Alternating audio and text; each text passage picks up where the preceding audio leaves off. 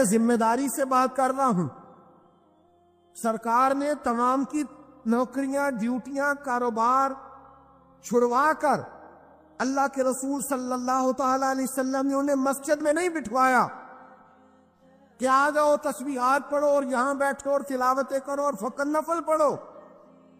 دین کا حقیقی فلسفہ یہ نہیں ہے، نہیں ہے، نہیں ہے کہ آپ تجارت چھوڑ کر صرف تبلیغ پر چلے جائیں، بلکہ دین کا حقیقی فلسفہ یہ ہے کہ تجارت دیانتداری کے ساتھ کریں، رزق آپ حلال کمائیں. دین یہ ہے کہ آپ اس میں کسی کا حق نہ کھائیں، یتیم مسکین کا حصہ نہ لیں، آپ اپنے مال سے زکوٰۃ صحیح نکالیں. تو اس کو سمجھیے گا کہ جس طرح ہمارے ظاہری وجود پر تھوڑا سا دھبا ہو یا وجود پر کپڑوں پر کچھ تھوڑا سا گرد جمع ہوا ہو تو ہمیں سکون نہیں لینے دیتا، ایک بٹن ٹوٹا ہوا ہو تو ہمیں سکون نہیں لینے دیتا، تو اگر ہمارے باطن پہ کوئی دھبا ہو تو، ہماری روح پر کوئی میل کچیل ہو تو، ہمارے دل پر اگر کسی قسم کا بوجھ ہو تو کس طرح سکون آئے گا؟ تو سمجھیے گا یہ جو حسد ہوتا ہے یہ بھی ایک دھبا ہوتا ہے. حاسد کبھی سکون نہیں پاتا، جلتا رہتا ہے، تکلیف میں رہتا ہے، پریشان رہتا ہے. اللہ تعالیٰ کسی کو نعمتیں عطا کرتا جاتا ہے اور یہ معاذ اللہ پریشان ہوتا رہتا ہے. تو جب اس پریشانی کے عالم میں یہ شخص ہوگا تو سکون پائے گا، اطمینان نصیب ہوگا. تکبر ایک تکلیف کا نام ہے. خدا نہ خواستہ اگر کسی کا یہ خیال بن جائے کہ میں بہت بڑا ہوں، اور معاذ اللہ کچھ لوگ ایسے ہیں جو مجھ سے چھوٹے ہیں کسی بھی اعتبار سے،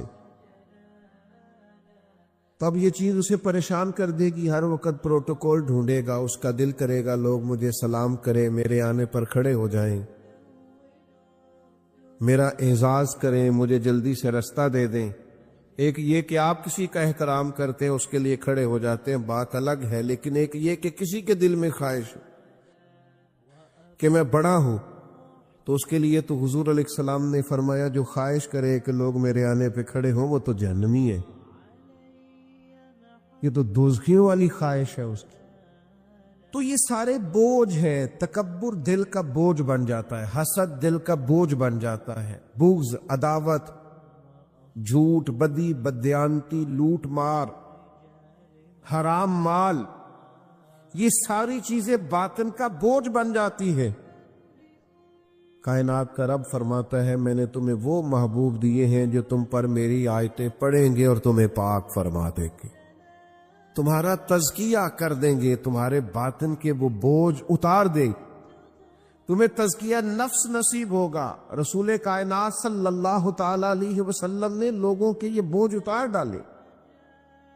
حضور نے اس خوبصورت انداز میں تعلیم و تربیت عطا فرمائی اور اس مٹھاس کے ساتھ لوگوں کے دلوں تک دین کو اتارا کہ بڑے بڑے سخت گیر مزاج کے لوگ تھے، بڑی بڑی تلخ طبیعتیں تھیں، ان کے مزاجوں کے اندر بڑی ترش روئی تھی، وہ ایک دوسرے کے بارے میں بڑے سخت تھے.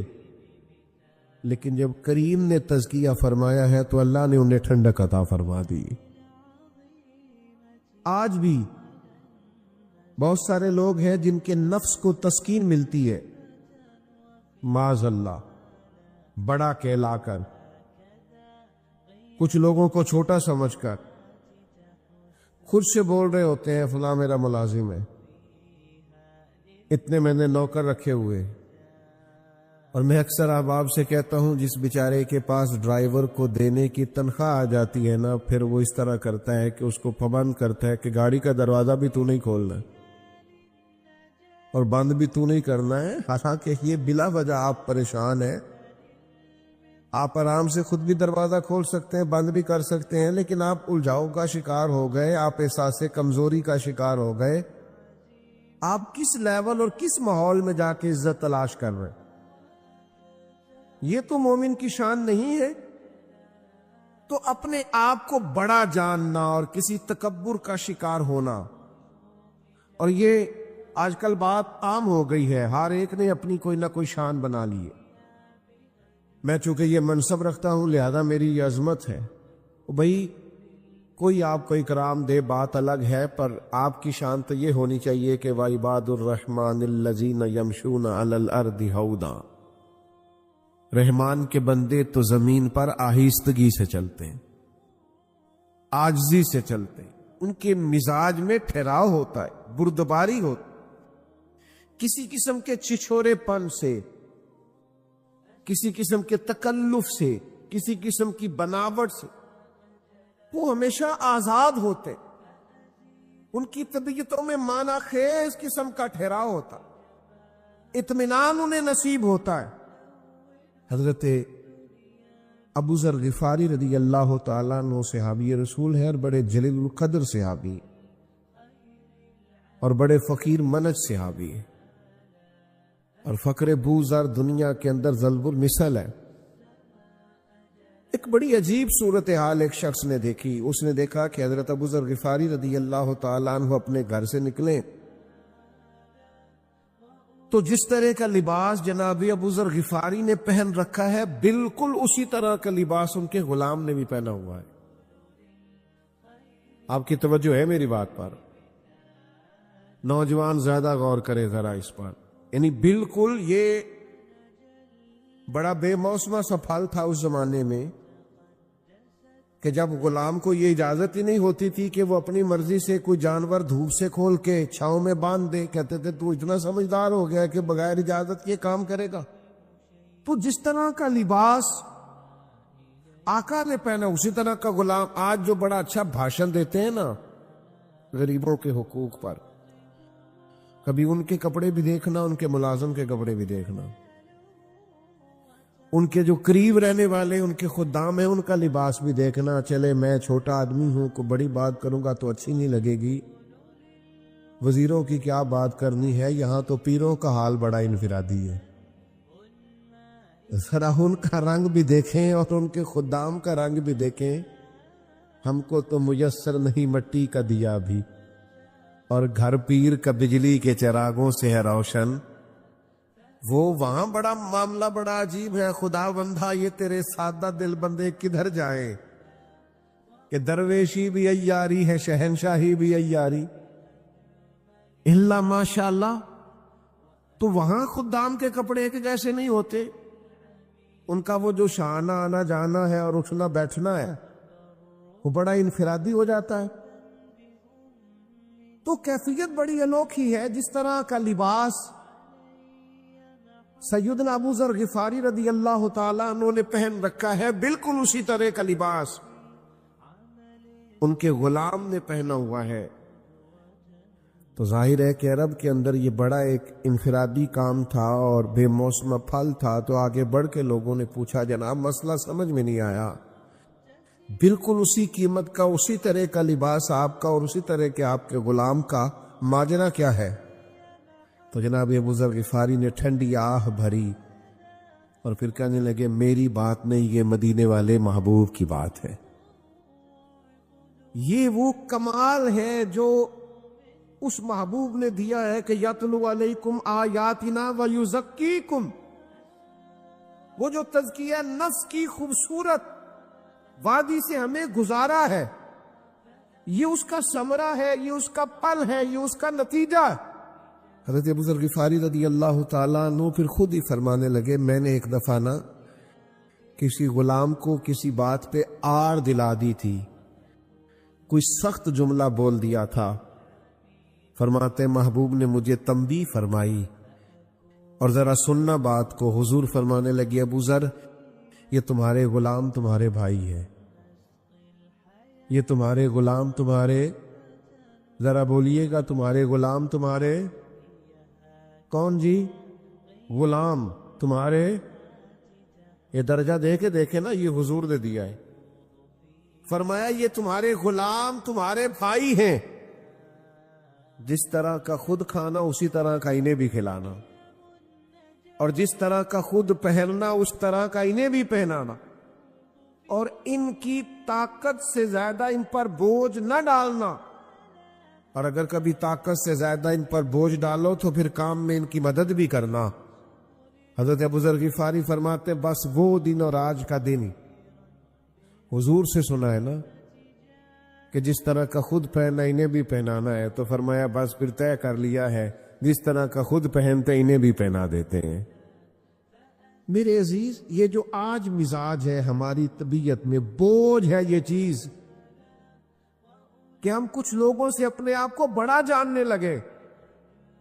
کچھ لوگوں کا حال یہ ہے کہ وسائل پر میرا ہی حق ہے،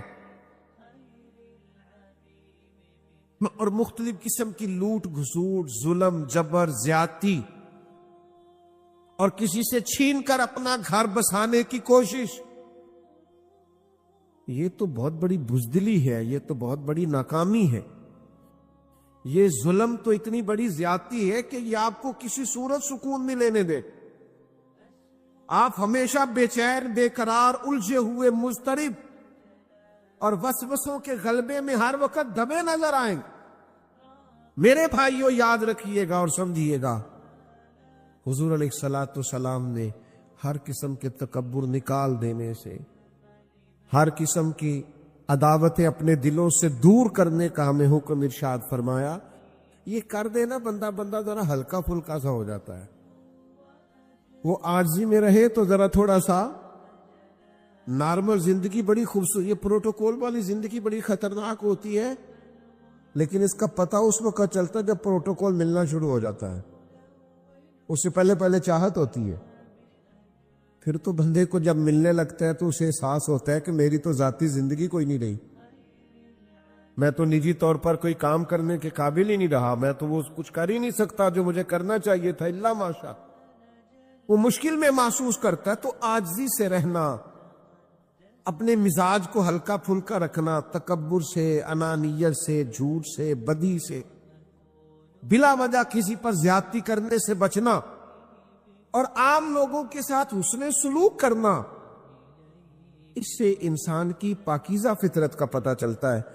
حضرت انس بن مالک رضی اللہ تعالیٰ عنہ ارشاد فرماتے، ایک شخص نہ آیا حضور کی بارگاہ میں، کہ بعض اوقات لوگ کسی بڑے آدمی کو دیکھتے ہیں نا تو وہ تھوڑے سہم جاتے ہیں، ڈر جاتے ہیں۔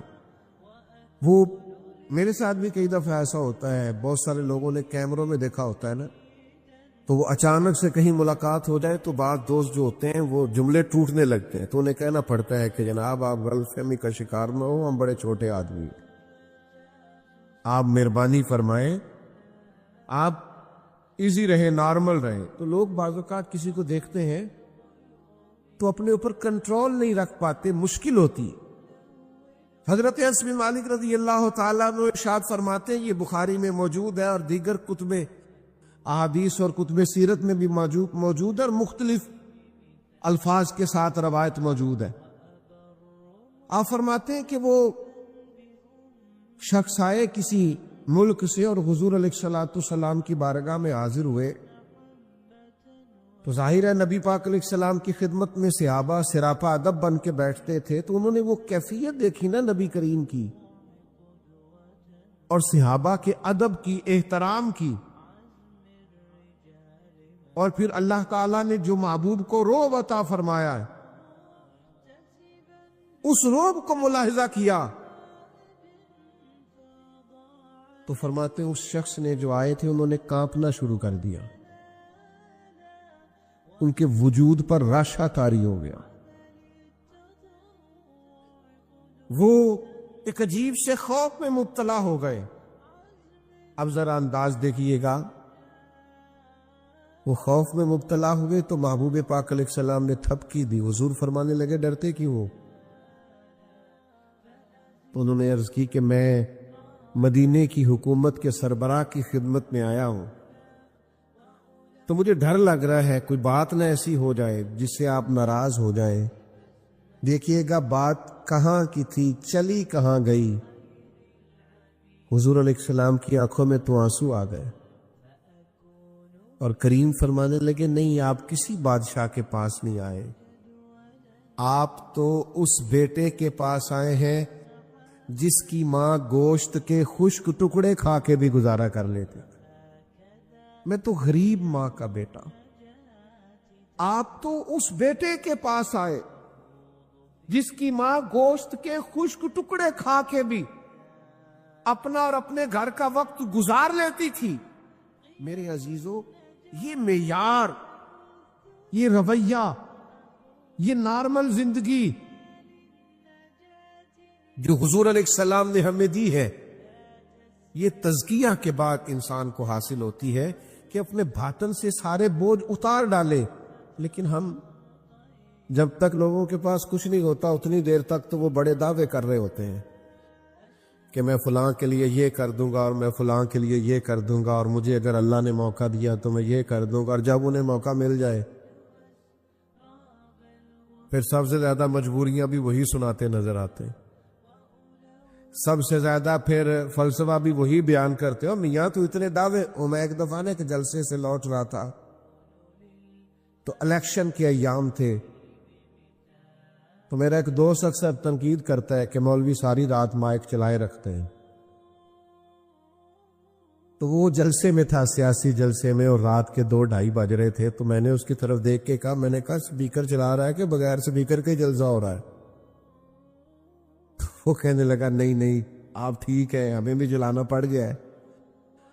تو بڑا خاص سپورٹر اور ووٹر تھا وہ اپنے امیدوار کا، یہاں اس کی فوٹو بھی لگا رکھی ہے اور اس کی نام کا بیج بھی اپنے سینے پہ بالکل چسپاں کیے ہوئے، لیکن وہ اندر تقریر کر رہا ہے اور یہ باہر گھوم رہا ہے اور ہے بڑا پکا ووٹر سپورٹر۔ تو میں نے اس سے کہا، خدا کے بندے، وہ تیرا امیدوار، تیرا لیڈر اندر تقریر کر رہا ہے اور تو باہر گھوم رہا ہے۔ تو کہنے لگا جھوٹ بول رہا ہے، سارے جھوٹ بول رہا۔ تو آپ کو بھی پتہ ہے تو مجھے بھی پتہ ہے، تو میں نے کہا کمال ہو گئی نا، اب یہ ہم مسکرا تو رہے ہیں پر مقام تو رونے والا ہے نا، کہ جہاں وہ لوگ جن کے خاص سپورٹر ووٹر بھی یہ دعویٰ کریں کہ یہ سچ نہیں بولتے، آپ کیا تقاضا کرتے ہیں اس ملک کا؟ کہاں تک بات جائے گی اور کہاں تک یہ بات رکے گی؟ تو میرے عزیز، اپنی زندگی کے اندر مزاج اس طرح کا بنایا جائے کہ انسان ان سارے عیبوں سے اپنے آپ کو بچائے، اجلا ہوا اور نکھرا ہوا اس کا باطن ہو، مختصر سے اس کے مطالبات ہوں، سجی ہوئی اس کی زندگی ہو، تھوڑا سا اس کا دائرہ کار ہو، بہت ٹانگیں اس نے نہ پھیلا رکھی ہوں، بہت زیادہ مخالفتیں نہ بنا رکھی ہوں، بہت زیادہ زندگی میں الجھاؤ نہ ہو، بہت سارے لوگوں کے ساتھ اس کا تنازع نہ ہو، بڑا خوبصورت سا اٹھنا بیٹھنا ہو، لائف بڑی حسین سی ہو، سادہ سا طرز زندگی۔ مسند امام احمد بن حنبل کے روایت سنیے، آپ کو بڑا لطف دے گی۔ حضرت عبداللہ ابن عمر رضی اللہ تعالیٰ عنہ اور ایک اور صحابی ہے، فرماتے ہم دونوں حضور کی خدمت میں بیٹھے تھے تو دروازے پہ دستک ہوئی، تو محبوب فرمانے لگے دروازہ کھولو، جو دروازے پہ آیا وہ جنتی ہے۔ اللہ کرے آپ کو سمجھ آئی ہو، یعنی حضور جسے جنتی کہہ دے، جو دن کو کہہ دیا دن ہے تو دن نکل آیا، اور جو شب کو کہہ دیا شب ہے تو رات ہو کے رہی، اور خدا نے ان کی زبان کو وہ اختیار دیا، جو نکلی منہ سے ان کے وہ بات ہو کے رہ دی۔ اور اعلیٰ حضرت فرماتے وہ زبان جس کو سب کن کی کنجی کہے، اس کی نافذ حکومت پہ لاکھوں سلام۔ کھولو دروازہ، جنتی آیا ہے۔ حضرت عبداللہ رضی اللہ تعالیٰ عنہ بیان فرماتے ہم نے دروازہ کھولا تو بندہ بڑا سادہ سا، بالکل سادہ، تازہ وضو کیا ہے اور پانی کے قطرے داڑھی سے بہہ رہے ہیں، جوتے بغل میں دبائے ہوئے، کچھ سامان دبائے ہوئے، چیزیں ایک سائیڈ پہ رکھی، حضور کی خدمت میں چند گھڑیاں بیٹھا، دست بوسی کی، اٹھ کے چلا گیا۔ فرماتی ہم رش کی کرتے رہے، کیسا خوش بخت ہے جسے حضور نے دنیا میں جنت کی بشارت عطا کر دی۔ فرماتے مسلمانوں بڑی عجیب بات، حسن اتفاق، اگلا دن وہی وقت وہی ٹائم ہم حضور کی بارگاہ میں حاضر تھے، پھر دروازے پر دستک ہوئی، حضور نے فرمایا کھولو دروازہ، جنتی آیا ہے۔ فرماتے ہم تو سوچ رہے تھے آج کسی اور کے نصیب جاگ گئے، پر لطف دیکھو، کرم بالائے کرم دیکھو، دروازہ کھولا تو وہی بندہ تھا جو کل آیا تھا۔ کمال ہو گئی، ایک بار نہیں 2 بار ایک ہی شخص کو جنت کی بشارت، حد ہو گئی۔ فرماتے وہ تو اسی طرح اپنی سادگی میں آیا، وضو کیا ہوا ہے، پانی کے قطرے داڑھی سے گر رہے ہیں، سامان تھامے ہوئے، چند گھڑیاں حاضر بارگاہ ہوا، اجازت لے کے رخصت ہوا، ہم رشک کرتے رہے، ناز کرتے رہے، کیا نصیب ہے۔ 2 بار حضور کی زبان نور سے جنت کی بشارت۔ حضرت عبداللہ فرماتے ہیں تیسرا دن بھی آیا، خوشبختی دیکھو ہم وہیں بیٹھے تھے، پھر دروازے پہ دستک ہوئی، کریم نے فرمایا کھولو بھئی دروازہ، جنتی آیا ہے۔ فرماتے ہیں دروازہ کھولا تو آج تو حد ہو گئی، کمال ہو گئی، وہی بندہ تھا جو 2 دن پہلے آیا تھا۔ اللہ کرے آپ کو سمجھ آئے میری بات کی۔ اور دوستو سوچو تو صحیح، ایک بندہ اور حضور نے 3 دفعہ جنت کی بشارت عطا فرما دی، 3 دفعہ جنت کی بشارت کریم نے دی۔ حضرت عبداللہ ابن عمر فرماتے کمال ہو گئی۔ وہ تھوڑی دیر بیٹھا، اٹھ کے اس نے اجازت رخصت ہوا، میں بھی حضور کی خدمت میں حاضر ہوا، یا رسول اللہ اجازت ہے؟ کریم نے فرمایا ٹھیک۔ فرماتے میں اس کے پیچھے پیچھے ہو لیا، سلام لی، اور میں نے اسے کہا مجھے مہمان بنا لو گے 2-3 دن کے لیے؟ اب بڑی نوکھی بات تھی نا، جس کا 2 گلیاں چھوڑ کے گھر ہو وہ کہے مجھے مہمان بنا لو۔ اس نے کہا میں کوئی امیر آدمی نہیں ہوں جو روکی سوکی کھاؤں گا پیش کر دوں گا، آ جائیے۔ فرماتے میں 3 دن اور 3 راتیں اس کا مہمان رہا، میں ڈھونڈنا چاہتا تھا وہ کیا عمل کرتا ہے کہ اتنا بڑا درجہ۔ نبی کریم علیہ السلام نے 3 مرتبہ جنت کی بشارت دی، میں ڈھونڈنا چاہتا تھا، لیکن فرماتے 3 دن اور 3 راتیں اس کے ساتھ مستقل قیام کرنے سے مجھے کوئی چیز ملی نہیں ایسی۔ وہ عشاء جماعت سے پڑھتا اور فجر اٹھ کے جماعت سے پڑھتا، اور میں تو درمیان میں تہجد ہی پڑھتا۔ وہ تو پنیر کے خشک ٹکڑے خیرات کرتا اور میں تو اس سے بظاہر زیادہ صدقات دیتا تھا۔ فرماتے کچھ چیز ملی نہیں۔ تیسرے دن میں رخصت ہونے لگا تو اس کی آنکھوں میں بھی سوال تھا کہ بھئی آپ آئے رہے اور بات سمجھ میں نہیں آئی، وجہ کیا تھی؟ اور میں بھی اس سے سوال کرنا چاہتا تھا۔ فرماتے جب اسی سٹیج پہ آئے کہ وہ پوچھنا چاہتے تھے کہ آپ 3 دن رہے، وجہ کیا تھی؟ حضرت عبداللہ فرماتے میں نے ان سے کہا میاں مجھے آپ سے کوئی کام نہیں تھا اور کوئی مجبوری نہیں تھی کہ میں اپنا گھر چھوڑتا، میں تو ایک باریک بات کی تلاش میں تھا کہ آخر کیا وجہ ہے، آپ کیا عمل کرتے ہیں کہ نبی کریم نے آپ کو 3 مرتبہ جنت کی بشارت عطا کی۔ 3 دفعہ حضور نے جنت کی، نوجوانوں اس کو سمجھنا ذرا۔ حضرت عبداللہ فرماتے ہیں وہ کہنے لگے عمل تو آپ نے میرے دیکھ لیے ہیں، یہی کچھ ہی ہے جو میرے پاس، اللہ کے بندوں کا طریقہ سیدھا سادھا یہی ہے جو آپ کے سامنے۔ فرماتے ہیں پھر تھوڑی دیر خاموشی کے بعد فرمانے لگے ایک عمل ہے، ادھر دیکھیے گا میری طرف، موبائل والے بھائی ادھر دیکھنا۔ کہنے لگے ایک عمل ہے میرے پاس۔ کہا وہ کیا؟ فرمانے لگے میں جب صبح اٹھتا ہوں نا، اپنے دل پہ نظر کرتا ہوں، میرے دل میں کسی کے لیے بغض کوئی نہیں، عداوت کوئی نہیں، کینہ کوئی نہیں، حسد کوئی۔ اپنے باطن پر جب نظر ڈالتا ہوں دل کو کشادہ پاتا ہوں۔ اور یہ ترمذی میں روایت موجود ہے، نبی کریم علیہ السلام نے حضرت انس بن مالک رضی اللہ تعالیٰ عنہ سے فرمایا اے انس، اے میرے بیٹے، آپ سے ہو سکے تو صبح اس حال میں کیجئے گا کہ آپ کے دل میں کسی کا بغض نہ ہو۔ حضور فرمانے لگے یہ میری سنت ہے، دل کو صاف رکھنا یہ میری سنت۔ حضرت عبداللہ فرماتے ہیں وہ صحابی مجھ سے فرمانے لگے کہ میں اپنے دل کو صاف پاتا ہوں۔ آپ فرمانے لگے بس پھر میں سمجھ گیا ہوں یہ جو آپ کے دل کی طہارت ہے نا، اسی کی وجہ سے اللہ کے محبوب نے 3 مرتبہ جنت کی بشارت عطا فرمائی۔ تو یہ اتار پھینکیے سارے باطن کے بوجھ، نکال دیجیے اپنے باطن سے وہ ساری چیزیں جو طبیعت کو बोझल बनाती है, जो इंसान को इस तरह का बनाती है कि वो जुल्म करते भी ना डरे, तकलीफ देते भी ना काम पे, जबर करते भी उसे कुछ एहसास पैदा ना हो। अपने दिल को हुजूर की सुन्नत के साथ आरास्ता कीजिए, महबूब के दिए हुए खूबसूरत निजाम तज़किया के साथ आरास्ता कीजिए। और एक और पहलू छोटा सा अर्ज करना चाहता हूं, ये मेरे भाई आप बैठ जाएं और बात सुने। ये आज स्टेटस ना भी लगेगा मोबाइल का तो इंशाल्लाह गुजारा चलेगा। कुछ थोड़ा सा एक दिन छुट्टी करके देखे ना, कोई हरज नहीं। अल्लाह ताला आपको जुज़ाए खैर अता फरमाए। मुझसे ना एक दफा कभी कभी मोहब्बत की बातें हो जाती हैं, तो एक दोस्त एक दफा कहने लगे कोई वजीफा ही बताए, कोई अल्लाह अल्लाह ही बताए। तो मैंने कहा पहले चिल्ला में बताऊंगा आपको।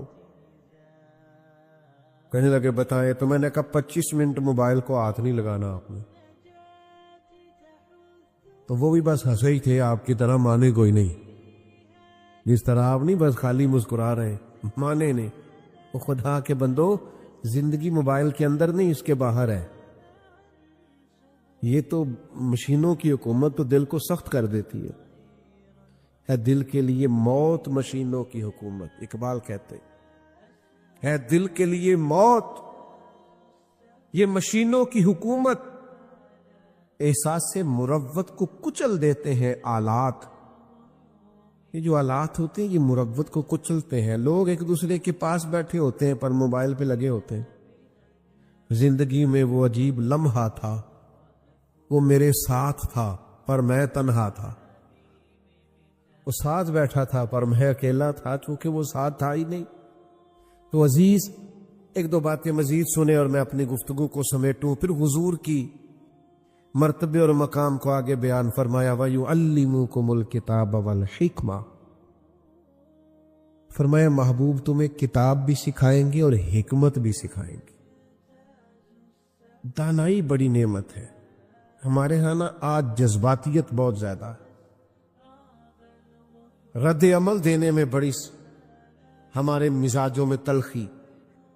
हम बहुत सारे काम ऐसे हैं जो वक्ती जज्बात के तनाजुर में करते। देर पा हिकमत अमली, समझदारी का मुजाहरा, गौर व फिक्र, तदब्बुर, हिकमत,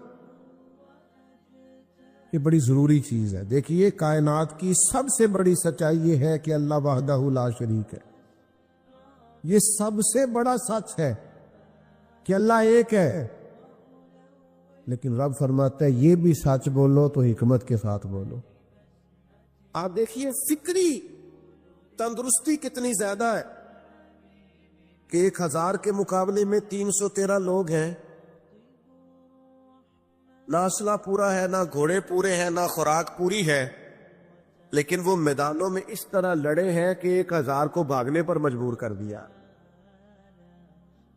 वो अबू जहल ने जब कहा ना जासूसों से कि जाओ पता करके आओ, तो उन्होंने आके कहा वो तो 313 लोग हैं, बच्चे भी हैं, बूढ़े भी हैं, चीज कोई नहीं पास। तो अबू जहल कहने लगा फिर तो उन्हें घोड़ों की पुश्तों पर बांध के मक्के ले जाएंगे, वहां जाके देखेंगे क्या करना है। तो जासूस कहने लगा सरदार अगली बात भी सुनना, है तो 313 लेकिन जान हथेली पे रख के आए। जिसके खैमे के पास से गुजरे हैं शहादत की दुआ मांगते देखा है। उनकी आंखों से चमकती हुई रोशनी और उनके लफ्जों से फूटता हुआ बलबला और उनकी आवाजों से निकलता हुआ दबदबा इसी जगह भी उन्हें कमजोर नहीं होने देता। उनके अंदर कहीं भी कोई कमजोरी नहीं आने देता। गरीबी का नाम लेके सारा सारा दिन परेशान होना, गरीबी का नाम लेके अपने आप को मजलूम साबित करके लोगों को मदद पर उकसाना, बंदा मोमिन का यह तरीका नहीं है। अपनी तवज्जो अल्लाह की जानिब करे, नबी रहमत अलैहिस्सलाम की बारगाह में इस्तिगासा पेश करे। लेकिन दुनियादारों को मायल करना, लोगों की जेबों की तरफ देखना, ये मोमिन की शान गर्दन को झुका देता है। खैरात का पत्थर जहां में मांगने वालों के सर कभी ऊंचे नहीं होते, اور غیرت ہے بڑی چیز جہان تگ و دو میں. بھائی آپ طاقتور بنے. دیکھیں نا ایک نوجوان نے آ کے حضور کی بارگاہ عالی مرتبت میں عرض کیا تھا یا رسول اللہ صلی اللہ علیہ وسلم غریب ہوں کچھ دیجئے. تو حضرت جابر بن عبداللہ رضی اللہ تعالیٰ عنہ فرماتے ہیں ہم نے حضور سے بڑا کچھ سنا, یہ لفظ نہیں لفظ لا, یعنی میرے پاس نہیں ہے یہ ہم نے حضور سے سنا ہی نہیں. ایسا کوئی محبوب کہیں ہوگا نہ کہیں ہے, بیٹھا ہے چٹائی پہ مگر عرش نشی ہے, اور ملتا نہیں کونین کو کیا کیا تیرے در سے, بس ایک لفظ نہیں ہے جو تیرے لب پہ نہیں ہے. اور یہ فاضل بریلوی رحمت اللہ علیہ کا انداز بھی دیکھیے, کہتے ہیں واہ کیا جود و کرم ہے شہ بطحا تیرا.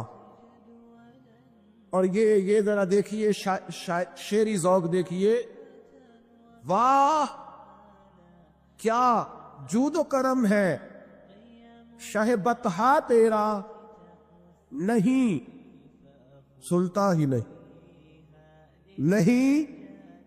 کیا انداز ہے. اب یہ کیسی زبان ہے اور کیسا یہ محاورے کا استعمال ہے, جو شعری ذوق رکھتے ہیں وہ سمجھے. کہتے ہیں نہیں سنتا ہی نہیں, کون مانگنے والا تیرا. یا رسول اللہ آپ سے مانگنے والا نہیں سنتا, حضور عطا کرتے.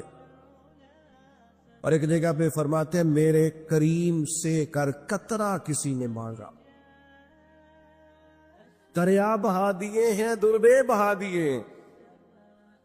حضور تو دیتے, پر نوجوان نے جب آ کے عرض کی نا یا رسول اللہ صلی اللہ علیہ وسلم کچھ دیجئے, وہ جوان ہو چڑھتی جوانی ہو اور پھر وہ سوال کرے. ہمارے ساتھ ایک دوست پڑھا کرتا تھا, یہ 3 مہینے کی چھٹیاں ہوتی تھی تو وہ مستریوں کے ساتھ مزدور لگ جاتا. ہم نے اسے کہا یار تو 9th 10th کے اندر مزدوری کرنے جانا, تو کہندا سی یار میں قد میرا ایڈا بٹا ہوں, ابا جی کو مانگ دیا شرم ہو. یہ سوچ نوجوانوں میں پیدا ہونی ضروری ہے. اب میں ابا جی سے مانگوں, یہ تو دینا چاہیے. اس نے آ کے عرض کی یا رسول اللہ صلی اللہ علیہ وسلم کچھ دیجئے, تو حضور فرمانے لگے تیرے پاس کچھ بھی نہیں. اس نے کہا ایک پیالہ ہے میرے پاس گھر میں اور ایک کمبل ہے. اتنا غریب بندہ ہے کوئی محفل میں جس کے گھر میں ایک ہی پیالہ ہو, ایک ہی کمبل ہو؟ کوئی بھی نہیں اتنے بڑے مجمع میں.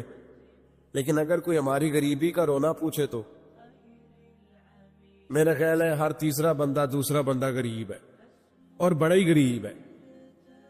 ایک پیالہ ایک کمبل, کریم نے فرمایا لے کے آؤ. وہ لائے تو محبوب فرمانے لگے کون خریدے گا. ایک نے کا 1 دینار, ایک نے کا 2 دینار. محبوب نے بولی لگوا دی, 2 دینار کا بیچ دیا. فرمایا جا 1 دینار کی روٹی لے جا. یہ نوجوانوں کو فکر دی کہ وہ انویسٹمنٹ میں تم نے ذات سے اپنے گھر سے لینی ہے. وہ 10-15 ہزار کا ٹھیلا بھی کسی سے نہیں کہنا تو لگا کے دے. جاؤ 1 دینار کا کھانا لے جاؤ, 1 دینار کا کلاڑا خرید کے لاؤ. صحابہ فرماتے ہیں وہ کلاڑا لایا, پر نصیب دیکھو اس کلاڑے میں دستہ نبی کریم نے اپنے دستے مبارک سے لگایا. فرمایا جا جنگل میں جا کے لکڑیاں کاٹ اور بیچ, کھا بھی اور کھلا بھی, پی بھی اور پلا بھی. 10 دن مجھے نظر نہ آنا. یارو یہ کیا بات ہوئی؟ مایوس رہنا, کمزور رہنا, فلانے نے میرے ساتھ تعاون نہیں کیا تو میں پیچھے رہ گیا, فلانے نے ہاتھ نہیں پکڑا. تو اپنی دنیا آپ پیدا کر, اگر زندوں میں خود جدوجہد کر, میدان میں اتر, ہمت کر. حضرت حسن بصری رحمت اللہ علیہ کے پاس ایک نوجوان نے آ کے عرض کی حضور بس آج کے بعد